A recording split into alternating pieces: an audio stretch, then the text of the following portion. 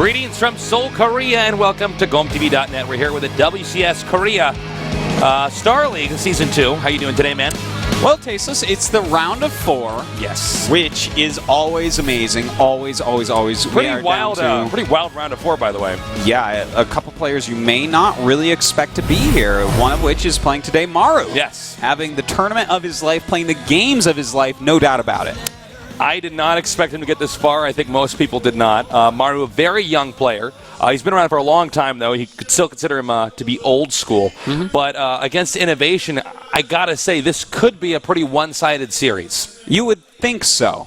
But you would also think that Maru would have fallen to Symbol. That's very true as well. Symbol, I watched the games from home. That's when I had that stomach flu. But the games from Maru were very impressive. The question, though, is can that style of play, Maru being very aggressive, dropping in a lot of different locations, is that going to be effective in a Terran versus Terran against somebody like Innovation? Well, Innovation was like the guy that figured out how to stop Hellbat drops. So yes. The guy knows how to defend, okay? And I would say mechanically superior, strategically superior. I feel like in every way he's basically superior.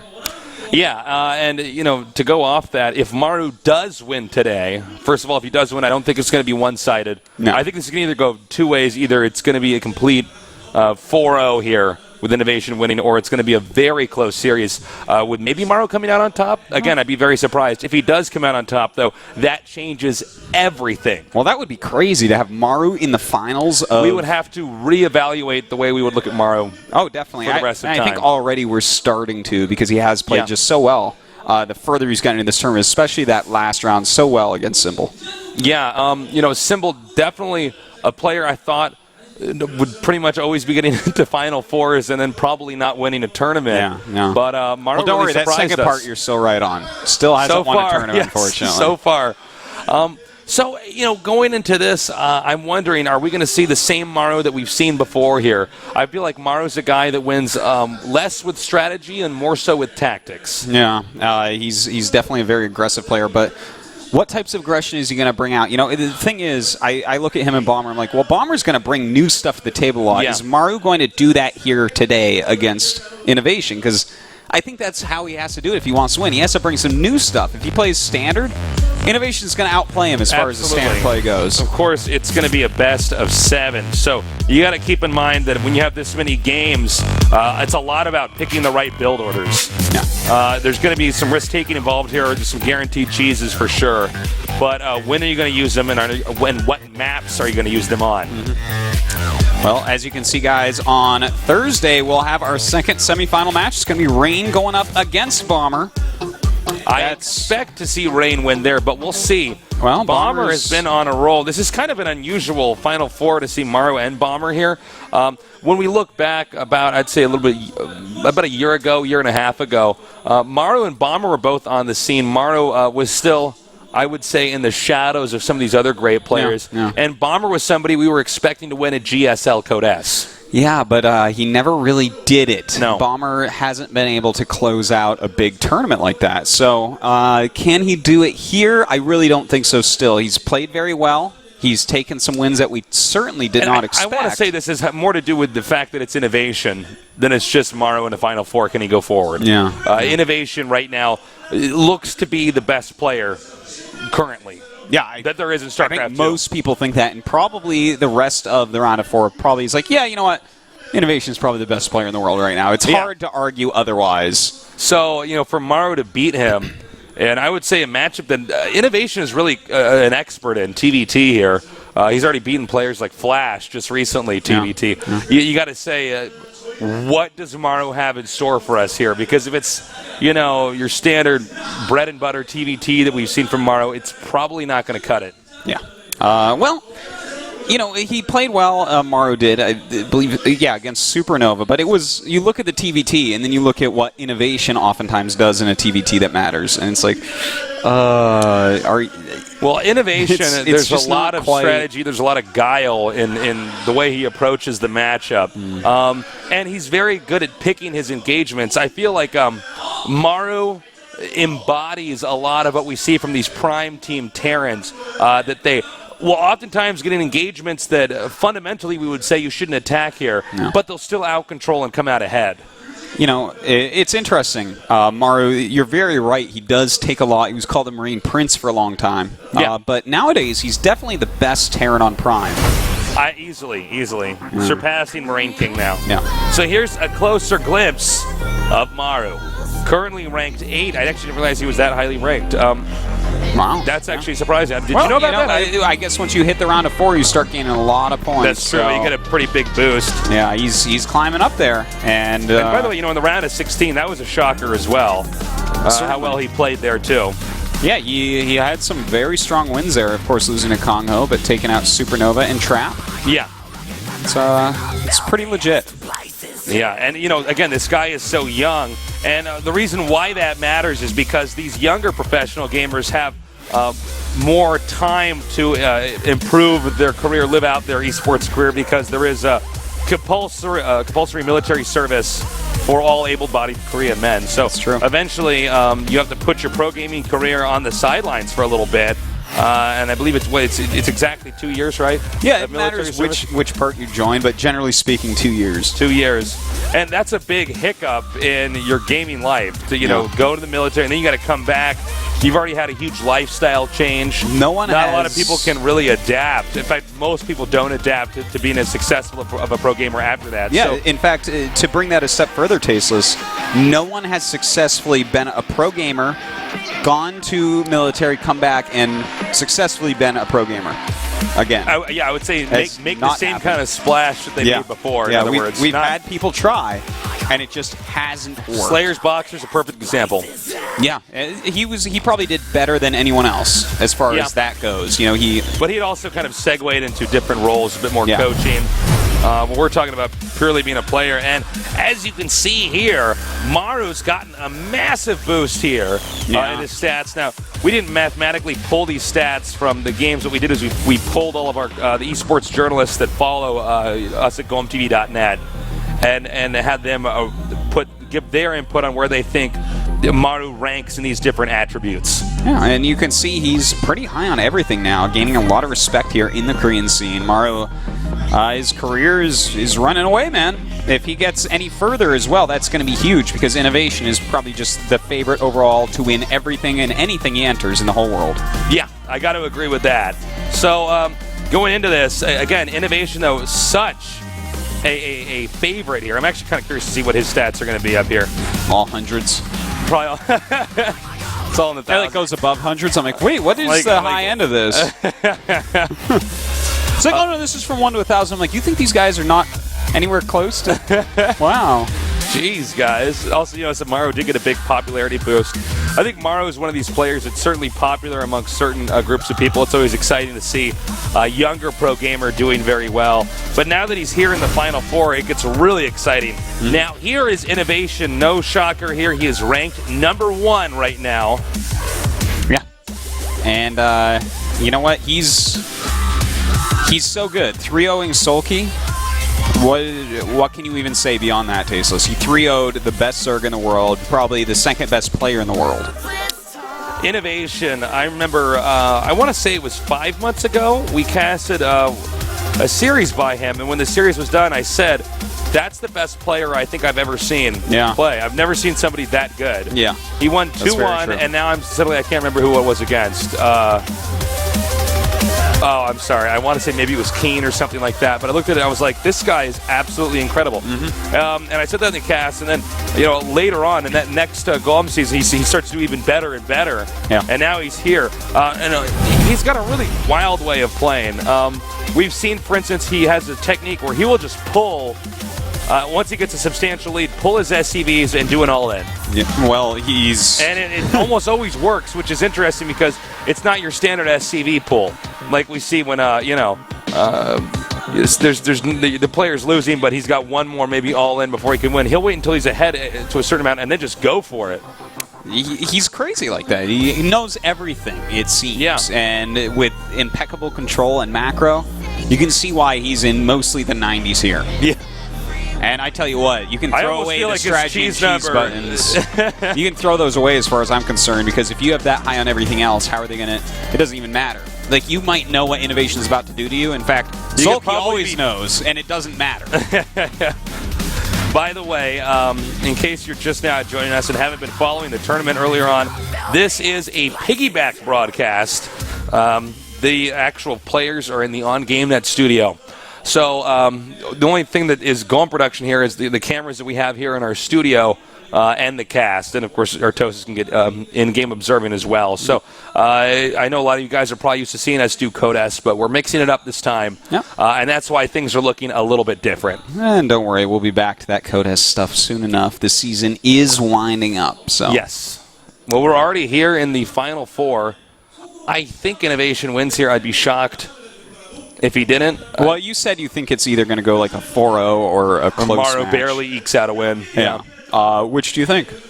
I think it's Maru 4-0s or Maru 4-1s. Or Innovation 4-0s or like, Innovation 4-1s. Yeah. Start the cast over. I messed up. Yeah, I'm pretty good with a 4-1. Well, you would think, as good as Maru is, he should be able to maybe sneak out a win some way. Of course. So, I would think so. Especially since his cheese numbers we saw there much higher than Innovation. Indeed. So he should be able to get something done. Our first map is going to be Newkirk Redevelopment Precinct. Mm-hmm. This is a one-on-one map. So when we talk about cheese, there is a higher possibility that we could see them do some kind of cheese here, since you do know the opposing player's starting location. Certainly. Drops very powerful here as well. Definitely a map that was completely dominated by Hellbat drops before, but with that new patch, we don't know that that's what we'll see. Thank God for that patch, by the way. Could definitely see some slightly different play, like Banshee-based play, maybe Widow Mines, you stuff can like see, that. by the way, Blizzard's patching the game. They're really trying to encourage the Banshee to get more use. Mm-hmm. So, we'll see here. We're going to learn a lot about TVT here today. And take a look at these stats, 8-2 and 9-1. And just to throw it out there, the one loss that Innovation had against Bomber, that match meant absolutely zero. It didn't even give rank. They were both already out of the group. So you have to keep that in mind and be like, well, Innovation looks almost unbeatable, but truly I think you can erase that stat and look at it and be like, well, damn, he just has not lost in a long time on anything that mattered. Innovation, if he stays on top like this, it's huge, man. Mm-hmm. It's so hard to get anybody who can stay number one for a long period of time. I think an example of that from Wings of Liberty was MVP. Yes, indeed. For pretty much all of Wings of Liberty, he was deemed the best player, or at least one of, top 5. Yeah, there were times where people thought he was starting to fall down, but that was just taking a rest so he could come back even stronger. That was just making it a little bit more exciting. I do want to throw something else out there, Tastes. He's still up there. The top 4 of the season finals was 3 of the top 4 from the GSL Korea season before, an MVP who had gone to Europe to play, and he almost beat Innovation. 3-2, Yeah. Innovation barely won. I know you remember that. It was crazy. It was. Here is our map lineup. As you can see, map 2 going to be Belshire at Vestige, then Anaconda. You say it, Artosis. Guangali. Guangali, all right. Akalon Ways, Star Station, and Whirlwind. Right. It's TVT. The spelling of that, when I see it like that, it's spelled so many different ways. Yeah, it's breaking the format of my brain, and I can't read the map. Yeah, that's one of the things about for those of you guys know, Korean Hangul is a phonetic alphabet, but then when you actually spell a word out in English, there's actually multiple ways that you could have spelled it out. Yeah, there's one way that you're supposed to do it, but no one really follows it. Yeah, so that's the way I follow it when I'm doing it, but not everybody can be you, Artie. No, certainly not. So we have both the players in the game, and pretty soon here we're going to get this started up, as this match will set the pace here to see who's going to be the first to be in the finals here. We're here at GOMTV.net, the best esports station in the world, covering the best game in the world, Starcraft 2, and the place where the best esports players reside, Seoul, Korea. And it does look like our map is now loading up. Again, it's a one-on-one map, so expect anything. And I tell you, friends, to tune in, a lot of people don't know that we're actually covering this. And, it looks the map's now loaded up, so we're going to get into this. So I'm like, almost. I never know exactly when it's going to switch into the actual in-game thing, because this is a piggyback production, so. I was trying to make these epic outros that then we'd stop talking for like 15 seconds because we had to wait for the thing to start up. In the bottom left, we have our underdog, young but deadly. He is Master Maru Prime. And in the bottom right, starting location, we currently have the best player in the world. He is Grandmaster STXO Innovation. Very exciting to see what these guys actually choose to open with. You know, the matchup has certainly changed with the new patch. There's a lot of different things you can do. And one thing I'm very interested in seeing is how much mech do we actually see out of these guys? Because mech, yeah, that's a good question. Innovation's proved he's very good with a marine bio. Or a marine tank, yeah. I should say, not bio ball, but a marine tank. Maru as well. Maru as well. They're definitely not the two players that I think of when I think of mech. Yeah. So we could see a lot of marine tank. We absolutely could. And you know what? I think that could be a situation that would suit Maru well, since, again, he tends to win based off of his engagements more so than, you know, the fundamentals of the strategies he's trying to pull off. Yeah. You might have to give that edge on marine count, siege tank count, etc. to Innovation because of his great macro That's true skill. as well, though, yeah. So, well, you know, one thing about marine siege tank is it's a lot about, you know, who's got the proper concave. yeah. And are the siege tanks in siege mode in the right position? That's definitely one of the most important aspects. Now, we did have a gas first for Maru. We'll have to see exactly what he wants to go with that. Innovation getting his gas, but a lot later, so he'll probably be getting a much quicker command center than his opponent. Now, no, Maru is not scouting yet, whereas Innovation is. So Maru's, what we do know from this so far is Maru's strat should be pretty well-rounded, should be suited to take on pretty much anything but a crazy all-in here from Innovation, which, by the way, he's not going to try. Yeah, I don't think... Well, you know, here's the thing about Innovation. He's becoming such a champion, such a fully well-rounded player. I won't be surprised if he does mix in some cheeses, because that is the extra step you need. You know, he's basically... He's done a pretty good job of mixing some cheeses in previously. Yeah, and I think he's got to continue that, because that's like really... You know, MVP was mechanically superior to everyone as well in Wings of Liberty, just like Innovation is right now, but he had that little extra something mixing in those cheeses. So I think it's an important thing for Innovation to show that he's able to do in this match. All right, we have the command center now being planted over here for Innovation. And again, we're going to see how much damage Maru can do here. He did go for gas first. Yeah. So it looks like we're probably going to have a quick cloak with Banshees. Very good chance of that. Of course, cloak a lot cheaper than it once was. Right. With the new patch, only 100 gas and 100 minerals makes it a lot smarter to go into, I would say. And, you know, once he does have that Banshee, how much damage can he get done? How quickly does Innovation figure this out? Because Innovation's build, it's a slower factory for sure, a slower starport for sure, but with the... Since you're the defender, and you're going to be going for, like, let's say a Viking, it's going to be out pretty quick. Yeah. Now we're going to have to wait for this Banshee to go ahead and make. It looks like that's exactly what he's going to be doing here. We can see that because the Tech Lab now connecting here with the starport. So we're going to have a little bit of downtime. Talk to me, Artosis. Well, tasteless. What'd you do this weekend? This weekend, I just spent time with the family. They went to visit. Oh, that's right. They went to visit your family wife back in and the Canada. baby went back, to Canada. So yeah. So I am. So now you're going to be hanging out with me all the time. That's exactly that and playing Starcraft. 3 weeks, nerding out with me. Yeah. This weekend I was watching on Twitch the speedrun marathon. Did you get to catch any of that? No, I did not. It's crazy, man. Huh. I mean, people beating these games. You know, it takes weeks. Yeah. Of casual play to get through these games. These guys are beating in like an hour and a half. I saw somebody beat Link to the Past in an hour and a half. Zelda Link to the Past. Link to the Past. That's the Super It's Nintendo SNES one, one. Yeah. Wow, that's really cool. That was crazy, man. Wow, that is... Well, with Game Genie, I can do it in an hour. All right. It looks like the Banshee's going to come into the front. The Widowmine's going to bro over here. This could do a lot of damage. Ooh, nice hit there by that Widowmine. So, kind of annoying. And here comes the Banshee. Oh, gotta be careful. Cloak not quite done yet. And with that Viking already out. This was like so perfectly zoned out. Even the positioning of the starport, so the Viking spawns there. I tell you, this is becoming harder for Maru. We already have missile turrets on the way. I don't think this Banshee's going to end up doing much. Banshee's going to get boxed in here. Yeah. Cloak has gone down, and it looks like the turret will not finish just yet. He's got to kill as many SCVs as humanly possible. Ooh, he's damaged 4. Okay, there we go. He gets another. But 3 of those just have damage on them. Look at the patience here of Innovation. He's going to wait until he absolutely has to scan, and that was a smart move. Those 2 Vikings were absolutely in range. Now here comes the second Banshee. The first one did not do enough to pay for itself. Yeah.